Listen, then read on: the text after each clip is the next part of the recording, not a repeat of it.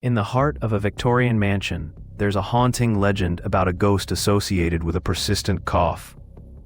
This apparition is said to wander the dimly lit halls, leaving an unsettling chill and a distinct raspy sound echoing through the air. Many have claimed to feel a sudden chill just before the cough reverberates, accompanied by an overwhelming sense of sorrow. Local legend has it that the ghost belonged to a former owner, who suffered from a terrible illness before passing away. Intrigued visitors often leave feeling uneasy, as if the ghost is weaving its tale through the atmosphere of the mansion.